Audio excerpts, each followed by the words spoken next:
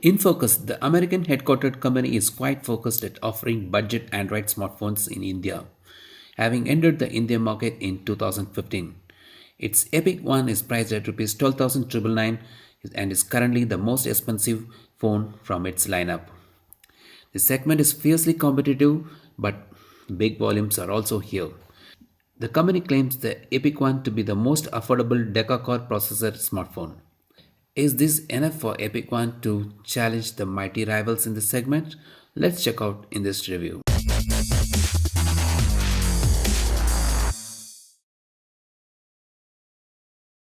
Clad in metal body, the Epic One sticks faithfully to the current trend. The back is curved, tapering towards the edges, giving a good ergonomic feel while holding it. While it is good to hold when placed on desk, I find the curved rear wobbling while using it on flat surface. While the antenna cutout is absent, it is replaced by two plastic caps on top and bottom. The brushed metal finish at the rear reminds of the Honor 5X and 5C devices. The body is slightly tall and the finger can hug around the rear easily without any discomfort in spite of being a 5.5-inch phone. The build quality is good. The back has the rear camera, microphone, dual LED flash, fingerprint sensor, all placed in a symmetry one after another vertically. The InFocus branding to follow suit. The bottom has the USB Type-C port, speaker grill and a secondary microphone. The top has the audio jack and a IR blaster. Yes, the Epic One can be your universal remote. The Epic One supports hybrid dual SIM and so can accommodate a micro SD card, which can be expanded up to 128 GB. The SIM tray is on the left with the power button and the volume rocker occupying the right side. The front side has one refreshing design addition in the form of earpiece grill, which is in a circular shape with perforations.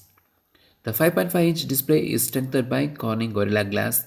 The black strip on the sides of the display try to mask the bezels and give a thin frame impression. But the screen to body ratio is not very efficient in this case. Coming to the quality of the display, the colors are neutral. The display is fairly bright but does not pop out with life. The blacks are not very intense either. The screen is kind of glossy too, which is a bit distracting on direct light. Overall, the display is acceptable but not super impressive. The blue filter in the display settings let you choose the level of blue filter to be applied with 10%, 30%, 50% and 70% option. The blue filter reduces the blue light emission on the screen, thus reducing the eye fatigue on prolonged reading or browsing. The color temperature can be changed to cool, natural and warm mode. The display has on-screen buttons. Every phone is differentiated by its UI. While the Puritans might frown upon the layer of UI the companies add on the stock Android, there is no denying that the consumer might like certain ease of things these UI offers. InFocus call their UI in life, and version 2.0 is in action here. Settings are color coded and offers a single column list mode with headers and a tab mode. The UI does not offer many extra features and customization. You can change the position of the menu and back buttons on the soft key. There are few motion gestures like shake to next song. I have done a separate video on the InFocus Epic One in-life UI feature. Take a look at it. By bringing the MediaTek Helio X20 chipset, InFocus brings a degree of respect to the Epic One. The deca-core processors are arranged in a tri-cluster formation. Of the 10 cores, you have two high-performance Cortex A72 cores running on 2.1 GHz, one cluster of quad-core Cortex A53 running at 1.85 GHz for medium loads, and another quad-core Cortex A53 cluster running at 1.4 GHz for low-power tasks. This allows for better allocation of the resources for various tasks. How does it translate into real-world usage? Well, equipped with a very capable hardware setup in this segment, the Epic One proves to be a able performer. It handles gaming smoothly with good graphics. It plays Asphalt 8 Extreme without any noticeable hiccups. It handles multitasking really well and 4G VoLTE works neat. The Epic One has a hybrid dual SIMs. Both the SIMs support 4G, but you can enable 4G in one SIM at a time while the other goes to 3G. In my period of usage, it never hanged once. Call quality is decent but could have been better. The loudspeaker is average. The phone has its own music player complete with equalizer.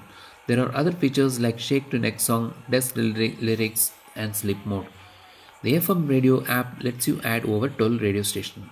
The phone also comes with a IR blaster, so the Epic One can be used as a universal remote to control your home appliances like TVs, set-top boxes, and air conditioners.